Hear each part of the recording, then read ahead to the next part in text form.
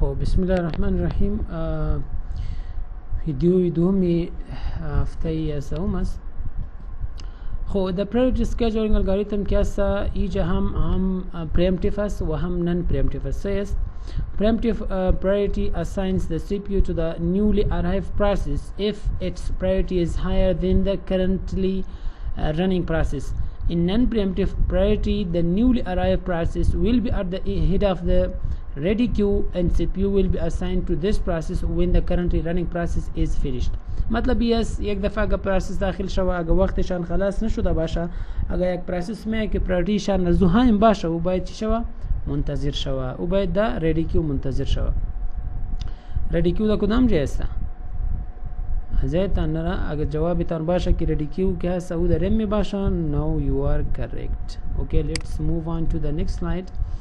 Okay, je ek mushkil mein the priority starvation. The problem in priority scheduling is that it will leave low priority processes waiting for CPU for a long time, and this problem is called starvation. Starvation kya samu mushkil hai ki ek priority agar low basha و then preemptive scheduling اگر های پروسس میں priority پروسس میں ای باید منتظر شو. این قسم هست.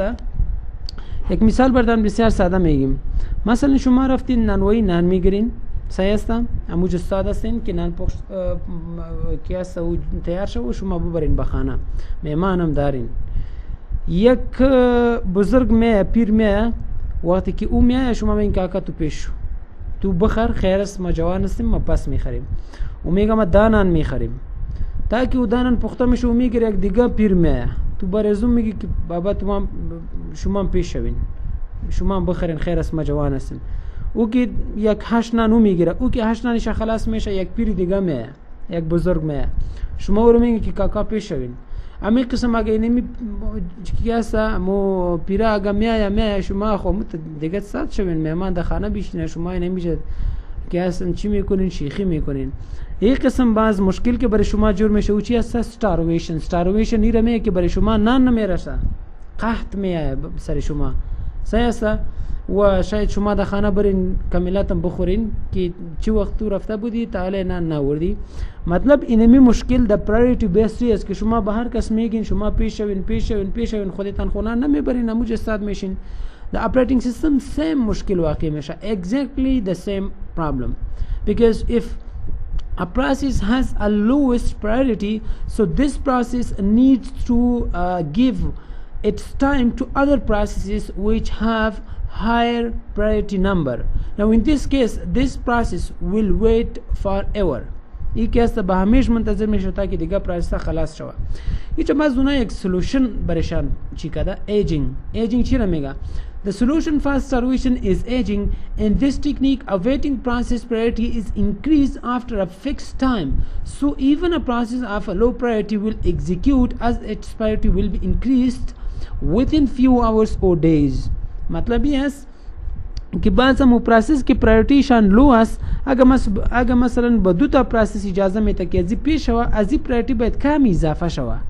بعض اگر به دو تا پروسس اجازه میده که شما پیش شوین بعض پرایورټي شان باید نمبرش کمی چی شوه اضافه شوه. بعض در این صورت یک وقت میاد که پرایورټي ازو بیخی های میشه پرایورټي که های میشه برزو وقت داده میشه و این که است بعض داخل سی پی او میشه. मतलब ایجینگ که است او تکنیک میشه که مشکلشان حل شود.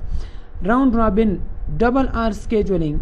راوند رابین که است سکیجولینگ الگوریتم است که ازی بسیار زیاد در اپراتینگ سیستم های کرنت هم تقریبا استفاده میشه. راوند که است مو راوند میگه یک دور میگه رابین مو نام کسی بود که الگوریتم چی کرد جور کرده سه. The scheduling algorithm used in time sharing system is round robin scheduling algorithm.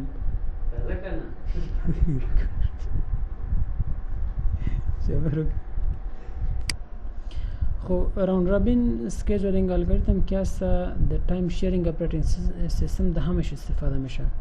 فعلا که ما شما کدام اپراتینگ سیستم یوز میکنیم هر کامپیوتر که باشه ای راوند رابین سکیجولینگ الگوریتم است ممتا با مودیفیکیشن دی که است انشالله پس میخوانیم یک دو تا الگوریتم او دی ای که هست مودیفای شده. मतलब combination of other algorithms also using this round robin combination دیگه الگوریتم دی هست ممتا the time sharing operating system که است round robin است ممتا این کمی مودیفای شده خب در راوند رابین اصلا چی میشه در راوند رابین قسم است که این راوند رابین الگوریتم the ready queue is treated as a circular queue یک circular queue والی می باشه یک circle والی می باشه the short term or CPU scheduler allocates a CPU to each process for a small unit of time called time quantum ایره چی میگه time quantum برشان گفته میشه TQ برشان گفته میشه says or time slice in one time quantum may be from 10 millisecond to 100 millisecond so it differs این که است فرق میکنه از 10 میلی سکند تا 100 میلی سکند حالا که است چون کامپیوترهای بسیار تیز است شاید از 10 میلی سکند هم کم وقت برای یک کوانتوم داده میشه این که است یک اوریج کیس است این چی است یک اوریج کیس است اوکی the round robin case round robin is similar to first come first serve except that each process is assigned a time quantum مثلا اگر time quantum که است مثلا اگر بگویم 15 میلی سکند است به هر پروسس 15 میلی سکند وقت داده میشه اگر در 15 میلی سکند یک پروسس خلاص شد سه است اگر نشد بعضی باید منتظر شو با دیگه نوبت خدا نوبت دیگه ش خلاص میکنه پس که است اگر با دیگه نوبت خلاص شدم سه است اگر بعضی استاد میشه مطلب است که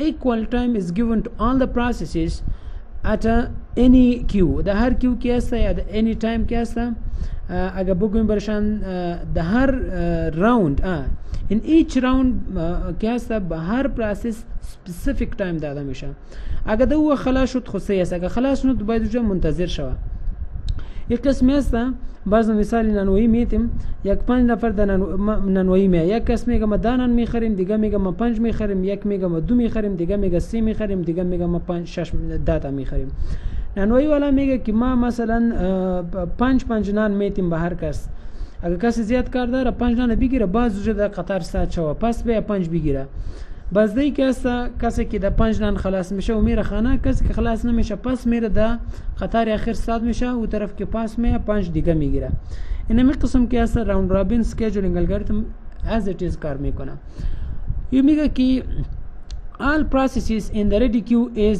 FIFO شما ایره خواندین first in first out list سه است شما د stake ایره خواندین stake است first in first out یا د queue می باشه د queue است سه است د stake و first in last out است خب این مثل first in first out واری FIFO واری می باشه سه است کسی که اول می برزو اول داده میشه و کسی که دوم می برزو دوم وقت داده میشه این می قسم و امو سیکل که است پیش میره When the CPU is free, the scheduler picks the first and lets it run for one time quantum.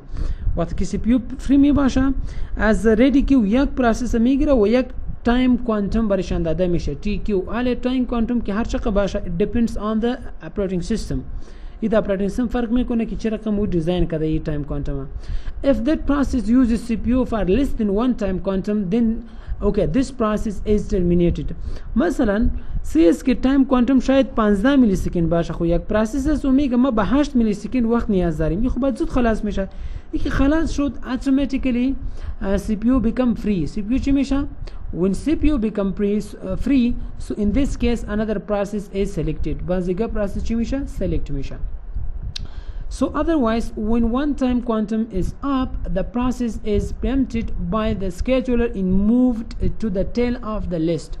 So this is a situation where a process needs more time than one time quantum.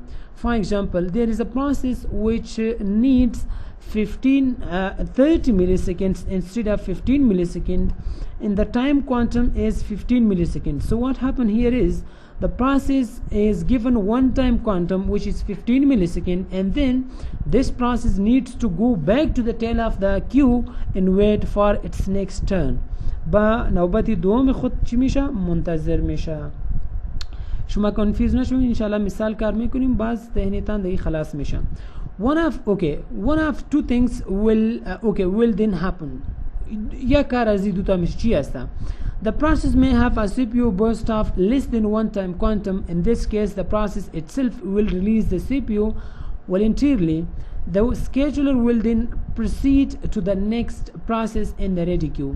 خو یک خوی حالت است. او حالت است که اگر یک پروسس از یک تایم کوانتوم کم وقت نیاز داره، مثلا 15 میلی سکند یک تایم کوانتوم است و یک پروسس میگه که ما مثلا به 10 میلی سکند نیاز داریم، آره خود زود خلاص میشه، خودشان سی پی یو را ریلیز میکنه، از سی پی یو بیرون میشه و این پروسس که هست این ترمینیت میشه. If the CPU burst of the currently running process is longer than one time quantum, the timer will go off and will cause an interrupt to the operating system. A context switch will be executed and the process will be put at the tail of the ready queue. The tail of the ready queue मतलब ये इसकी CPU burst एक process ज़्यादा है, मसलन 20 मिलीसेकंड नियाज़ आ रहा है एक process की CPU इस्तेफादा बकना हुआ process terminate शवा ममता time quantum क्या सौ 15 मिलीसेकंड है. So what happened here is this process needs to wait یک دفعه که برشان 15 میلی سکند داده میشه پس میره در تیل استاد میشه به خاطر اینکه 5 میلی سکند وقتشانه باقی هست. حالا ببینید شما یک مثال است.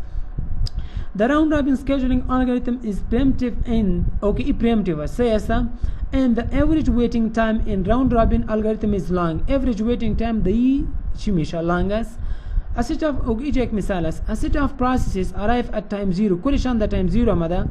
The length of CPU burst time for process P1 is 24 millisecond, 3 millisecond for P2 and 3 millisecond for P3. So this is how it is executed. Let's do it here. Then kema baritan ija the pens kar kuni ale shuma bibinin. Let's pick this one. So we have P1 is equal to time quantum P1 क्या CPU burst chandas 24 millisecond. Am I right? Okay.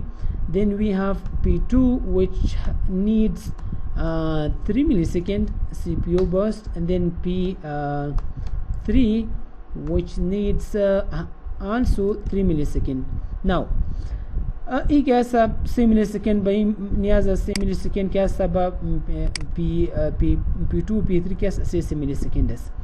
अरे ये चीज़ रकम में शो ما ببینین एक قسم میشه کلشان در 0 میلیسکند آمده. اول ما یک قسم میشه که first time quantum چند است. Let me see what is the time quantum for each process. Okay, so we assume that the time quantum is 4 millisecond. Okay, time quantum چند است 4 millisecond. Let's write it here. Time quantum is equal to 4 millisecond. Now look at this one. ایره چی رقم ما شما ایره خلاص میکنیم سه هسته اینجا که هسته 0 millisecond است. Now you need to pick a process که هسته شما اول که هسته از P1 شروع میشه. با P1 4 millisecond وقت داده میشه. چند millisecond 4 میلیسکند وقت با P1 داده شد. اینجا ما شما میشه که نوشته کنیم P1 و این که است 0 میلیسکند است. اینجا چند شد 4 میلیسکند. P1 وقتش تکمیل شد. شما باید از این منفی کنین. از 24 که 4 منفی شد و چند میمانه از این 20 میلیسکندش باقی است. still 20 میلیسکندش چی است باقی است. now دوم با P2 وقت میتا P2 شما ببینین 4 میلیسکند برشان وقت میتا ممتا P2 که است در 3 میلیسکند خلاص میشه. این میشه 4 و 3 چند میشه half میلیسکند. اینجا دوم P2 میآید. process number 2 اینجا چند میشه half. So now this is terminated. ای که است 0 میلیسکند از این وقت باقی شد به خاطر از که پیش از که CPU از این پس گرفته شد خودشان ترمینیت شد به خاطر از که تایم کوانتومی 4 میلیسکند بود و CPU burst از 3 میلیسکند بود. پس با P3 وقت داده میشه. P3 که است این هم با 3 میلیسکند نیاز داره. اینجا میشه که شما P3 و 3 half plus 3 چند میشه 10 میلیسکند. پس از او که است سعی کنین this is now P3 is also terminated. Now the next step is we need to give again time to the CPU to the P1. پس با P1 وقت داده میشه به خاطر زو منتظر بود. با P1 که است 4 میلیسکند وقت چون تایم کوانتوم 4 میلیسکند است 4 با P1 وقت داده میشه. P1 چند میشه اینجا 14. از P1 چقدر وقت باقی شد اینجا که است currently 16 میلی سکند. دیگه پروسس نیست، باز با P1 وقت میته، P1 باز 4 میلی سکند استفاده میکنه، چند میشه؟ میبخشین 14 نمیشه، اوکی 14 است اینجا، این 16 اونجا باقی است. از 16 که 4 منفی شوه او 14 و چند میشه 18 و از که 4 منفی شوه 12 سیس. پس باز دیگه پروسس نیست، با P1 وقت داده میشه.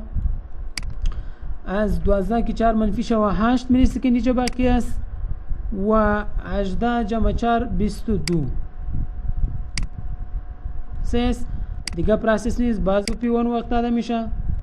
8 که 4 منفی شوه 4 میمانه اینجا و اینجا که است برازی که 22 4 چند میشه 26 سیس 26 شد و پس از او که است باز P1 میه، P1 وی چند میشه ای باز 0 میشه و اینجا میمانه 3 سیس شد. ای را ما پاک کنیم، اگه ای پاک شو اینه تاکه شما کنفیوز نشوین. تایم راوند رابین قسم کار میکنه، حالا شما فهمیدین راوند رابین که کار میکنه اینم قسم کار میکنه. به هر پروسس یک اسپسیفیک تایم کوانتم وقت میته، این تایم کوانتم که هست معلوم میباشه که تایم کوانتم چند است. اگه او پروسس ده او تایم کوانتم خلاص شد صحیح است، اگه خلاص نشد او باز چی میشه اینه ببینین شما. فرست P1 است اینه، P2 P3 P1 P1 P1 P1 in P1 اینه می قسم. خب دیگه که است باز اینا این چیزی کشیده میشه که شما باز اینا بکشین average waiting time و average turnaround time میشه.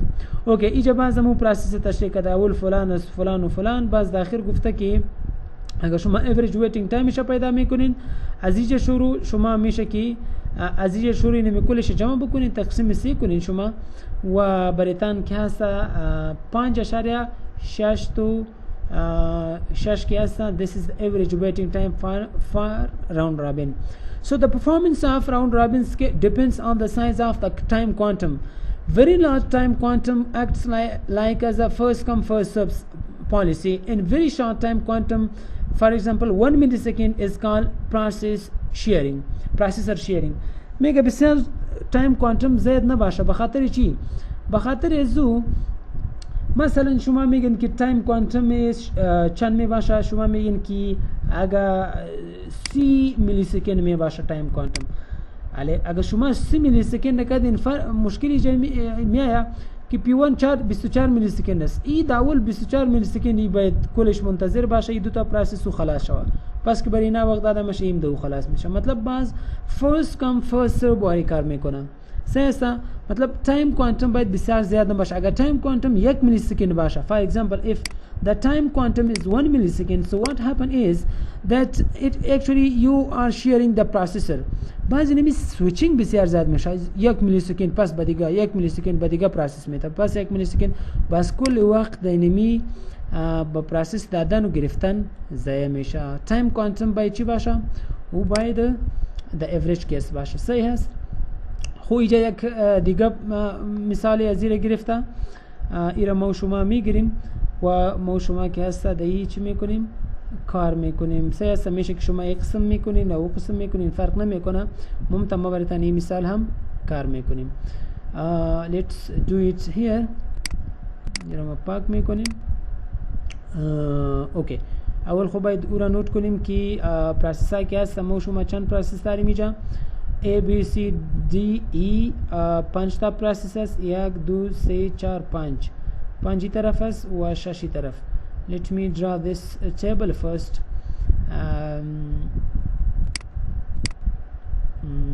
5 و 6 yes. Then we have to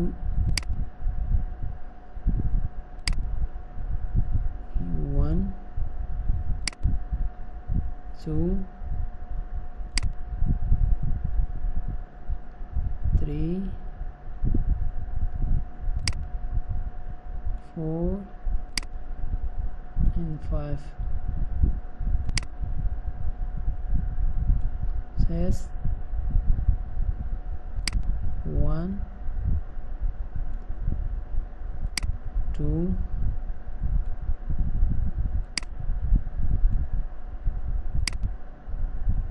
3 4 and 5 سیست شمال ببینید که ما شما او را چی رقم میکنیم. خب اینجا پروسس است arrival time CPU time turn around time و waiting time سیست اینجا ما شما نوشته میکنیم که اینجا که است پروسس است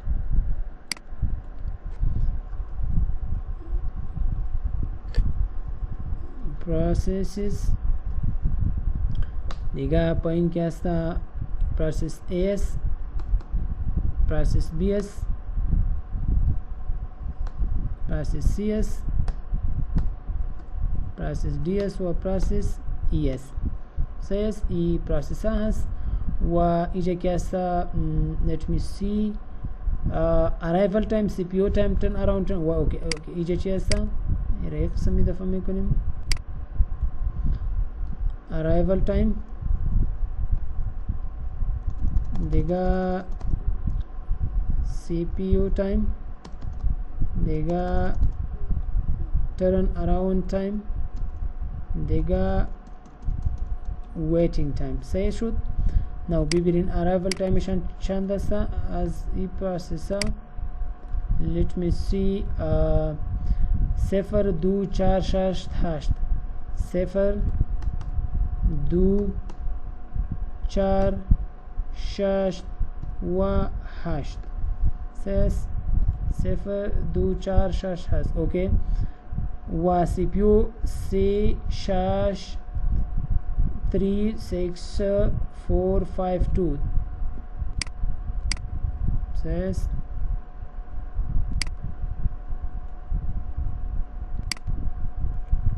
3 6 4 5 2 3 6 4 5 2 4 5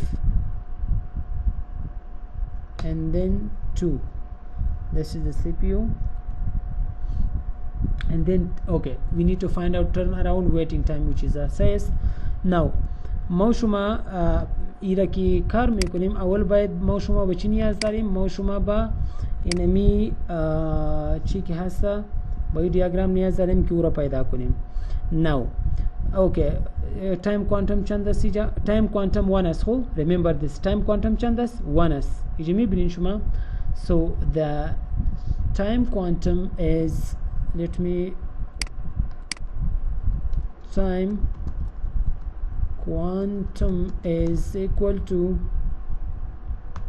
1 millisecond 1 millisecond is says okay now let's do this ما شمال چی میکنیم ایرا کار میکنیم اولی است که arrival time از 0 millisecond است اول که است ای چی است پروسس نمبر 1 پروسس A است با پروسس A که است که وقت میتبرشن با پروسس A اینجا ما شما پروسس هم نوشته میکنیم که وقت از اونها منفی شوه و خوب برای ما شما معلوم شوه ای که است پروسس A است پروسس A که است equal to 3 از این باید چی شوه منفی شوه سه است اوکی 1 میلی سکند که است با پروسس A وقت میده اینجا که است میشه شما پروسس A را چی کنین نوشته کنین این را ما کم چیز میگیریم که کلش در دیاگرام چی شوه جای شوه سه است اوکی اینجا که است با پروسس A وقت داد 1 میلی سکند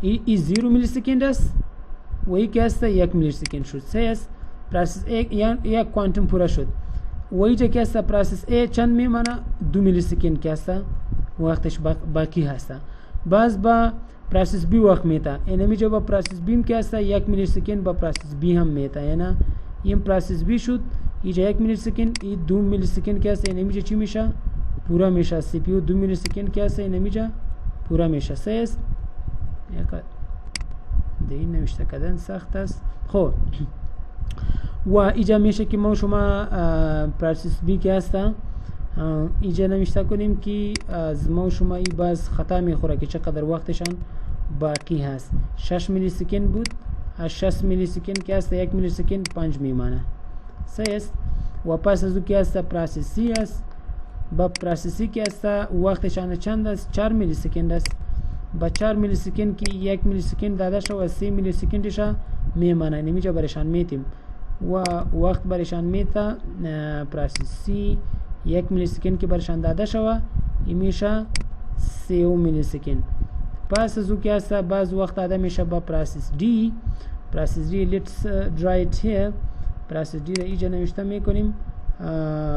تایم پروسس دی چند است؟ 5 میلی سکند. از 5 میلی سکند که 1 میلی سکند منفی شود این چند میمانه؟ 4 میلی سکندشان باقی است و این میره با پروسس دی میتیم و این که است 4 میلی سکند اینجا پورا میشه و پس از او با پروسس سی میتیم. پروسس سی سه است. وقتی پروسس سی چند است؟ 2 میلی سکند وقتشان است. اینجا پروسس سی نوشته میکنیم. سی is equal to 2 یکیش که منفی شود 3 است. این کامه از خود شما چیز نشوین. یکیش منفی شود 1 میمانه. اینجا 5 میشه. دوباره پس از سر شروع میشه. یکی از با ا میره پس. اینجا پس که است ا میآید 3 است. اینجا چی میآید؟ ا میآید. ا چی است؟ اینجا ا نوشته کردیم. این میشه 6 میلی سکند. از ا که است ا چی منفی میشه؟ از اینجا یک دیگه منفی میشه. از 2 چی میمانه؟ 1 میمانه. و پس از او با پروسس بی وقت داده میشه. پروسس بی که است او باز 1 میلی سکند از پروسس بی هم چی میشه؟ منفی میشه. این میشه 7 و پروسس بی میمانه 4 و پس از او که است وقت میته با پروسس سی و پروسس سی که است این پروسس سی و این میشه 8 میلی سکند. به 8 میلی سکند میرسه و از او که یک دیگه منفی شوه این میمانه 2 میلی سکند و پس وقت میته با پروسس دی و پروسس دی که است یکیش باقی 4 باقی است این میشه 3 و اینجا میشه 9 میلی سکند میرسه. پس از وقت داده میشه با پروسس سی. پروسس سی 1 میلی سکندشان باقی بود. صفر میمانه. این ترمینیت شد دیگه. پروسس سی چی شد؟ ترمینیت شد. خلاص شد پروسس سی. پس از که است میره با پروسس سی را باید پیش میکردیم. اینجا ما اشتباه کردیم. دی بی سی A B C D E E. This is E. This is not C. خو میباشین E yes. اینجا ای برشان میگیم ما اشتباه کرده بودیم و کدام جا ای است؟ اینمی ای ام ای است. خو صحیح شد. علی پروسس ای ترمینیت شد و پس از او که است this is done. صحیح است. پس از او میاد دوباره اثر شروع میشه. با A وقت داده میشه. A B C D. اوکی. با A وقت داده میشه. A که است 1 میلی سکند. پس برشان وقت میتا چون تایم کوانتوم 1 میلی سکند است. ای چی میشه اینجا؟ ای میشه 11 و ایم شد 11. اینا برزی وقت دادش ای پروسس بی است و پروسس بی کی برشان وقت خو ای پروسس ای کی ای دفعه وقت دادیم با پروسس ای ترمینیت شد. خلاص شد. از این وقتشان هم خلاص شد. چند دفعه 1 2 3 شد و پروسس بی کی است از این 3 میلی سکند باقی شد. این میشه 12. این چند میشه؟ 12 و پس از او که است وقت داده میشه با پروسس سی. پروسس سی که 1 میلی سکندش که دیگه منفی شوه این میمانه چند میمانه؟ این میمانه 1 و این میشه 13 و پس از او که است با پروسس چی وقت میته؟ با پروسس دی. اینا پروسس دی. این پروسس چی است؟ این پروسس دی است. از پروسس دی چی میمانه؟ 2 میلی سکند وقتشان میمانه. این میشه 14 سه است. این میشه 14. پس از او که است با ای است خلاص است. ای که ترمینیت بر زو وقت داده نمیشه. پس میره ام کمپلیت شده. ای ام کمپلیت شده با بی وقت میته. سیکون میبینید شما کدام که ترمینیت میشه بر زو دوباره وقت نمیته. پروسس بی سی است. ای 2 میشه. ای 2 شد و اینجا که است 15 میلی سکند شد. میبینید شما و پس از او با پروسس چی وقت میته؟ با پروسس سی وقت میته. پروسس سی هم ترمینیت میشه. اینجا پروسس سی هم خلاص شد. ممتا یک دفعه اینجا پروسس سی باید وقت برشان اینجا داده شوی میشه 16 میلی سکند. صحیح است. و پس از او که است پروسس ای چی است؟ پروسس دی وقت میتا پروسس دی میشه اگه با پروسس دی وقت داده شوه ای هم میشه یکیش دیگه هم کم کنین شما 1 میلی سکندشان باقی شد ای میشه 17 و پس از او که است سه کنین شما ای هم ترمینیت شده ای هم ترمینیت شده پیش ای هم ترمینیت شده ای دوتا باقی است با پروسس بی وقت میتا پس اینمی دوتا هست پروسس بی با پروسس بی که وقت داده شد پروسس بی 1 میلی سکندش میمانه اینا ای چند میشه؟ ای میشه 18 و پس از اون با پروسس دی که دفعه داده شد یم دیگه ترمینیت میشه اینا ایجا یک دفعه برشان وقت بیتین دایرکت نرین شما سه است پروسس دی هم ترمینیت شد دیرشم 19 و پس از او که هسته که باقی است او پروسس چی هسته؟ بی است یعنی یم صفر شد یم ترمینیت شد و ایر یک دفعه بی را شما وقت بیتین پروسس بی هم 20 میلی سکند هم خلاص شد let me erase this ایرا پاک کنیم ایشا که شما بفهمین ای کارا که کدین آل شما چی میکنین آل شما ایرا پیدا میکنین سیست چی پیدا میکنین شما turn around time اوکی completion time minus arrival time براتان میتا turn around time سیست آل ببینین شما چی کار میکنین آل اول پروسس A د 0 میلی سکند شروع شده کدام جایی ترمینیت شده پروسس A را میری نه نمیشه ترمینیت شده یا نشده از اینجا اون طرف باز نامده نه خو ترمینیشن پروسس A د 11 میلی سکند د 11 که صفر منفی شو مو 11 میلی سکند که است ترن اراوند تایم از مکمل 11 میلی سکند شد شروع شده بود د 0 میلی سکند د 11 میلی سکند خلاص شد let me see am I correct turn around time y4 چو خو اشتباه نکردیم به خاطر یزو turn around time is 4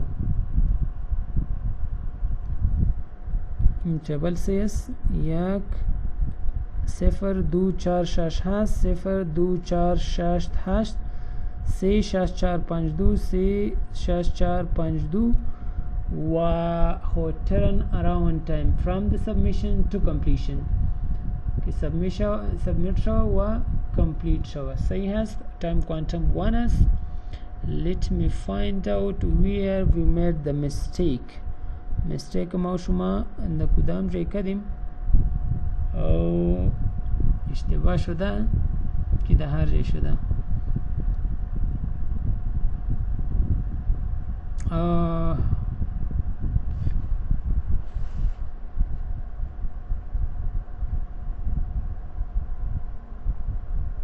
در 20 میلی سکند خوصی است که اوجا خلاص کردیم یم 20 میلی سکند تکمیل شده ممتا پروسس A y پروسس A که است او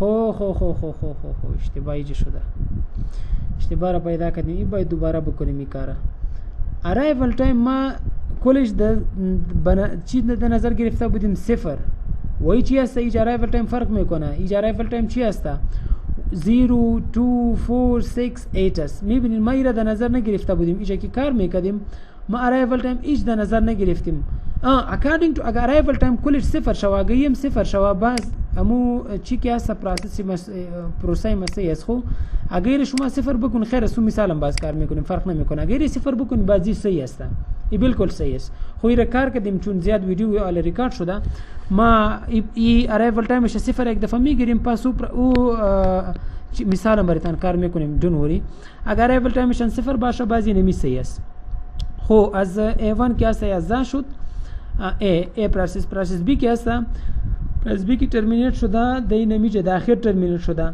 سو پروسس B که است شما arrival time بعد 0 است 20 میلی سکند در 20 میلی سکند خلاص شده اگر arrival time 0 شو باز فرق نمیکنه صحیح است پس میایم با پروسس C در کدام جا ترمینیت شده این نمیشه ترمینیت شده پروسس C در 16 میلی سکند ترمینیت شده و پروسس دی که است پروسس دی در نمیجا در 19 میلی سکند که است ترمینیت شده و پروسس ای که است در نمیجا ترمینیت شده این نمیجا در 2 میلی سکند ترمینیت شده صحیح است اگر تایم ارایوال تایمش 0 بگیریم این پروسس با 3 است.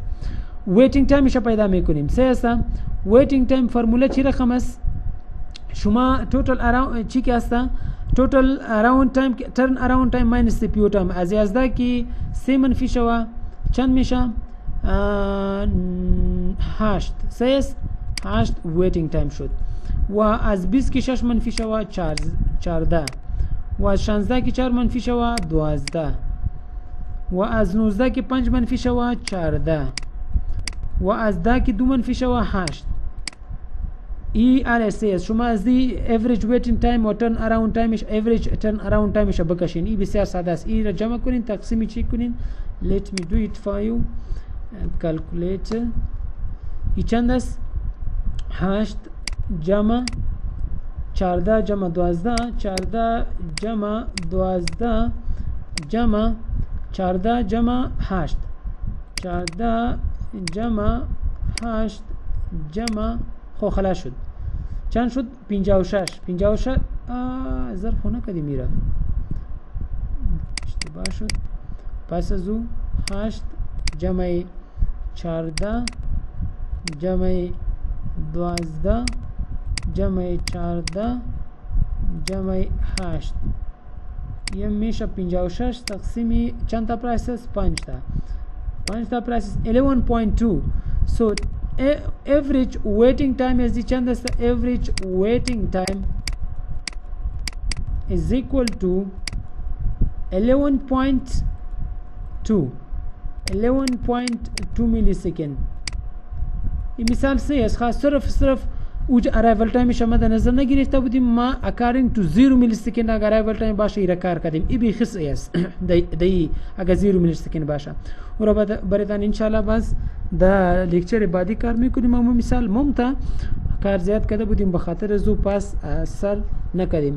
صرف که شما پروسس بفهمین که در راوند رابین چی رقم کار میشه. مهم چیزی است که شما ببینید که در راوند رابین کی است، تایم کوانتوم چند است و باز به هر پروسس مقدار وقت میتین و پس میره د کیو چی میشه استاد میشه. ان شاء الله در نیکست لیکچر براتان ای مثال و مثال دیگه در راوند رابین است که همون سه مثال صرف تایم کوانتومش 4 شده. باز average waiting time و د چی فرق میه. اگر تایم کوانتوم 1 باشه اگر تایم کوانتوم 4 باشه فرق میکنه. ویتینگ تایمش و ترن اراوند تایمش چی میکنه فرق میکنه. So this is enough for today. Inshallah in next class we will proceed with these two examples and then we will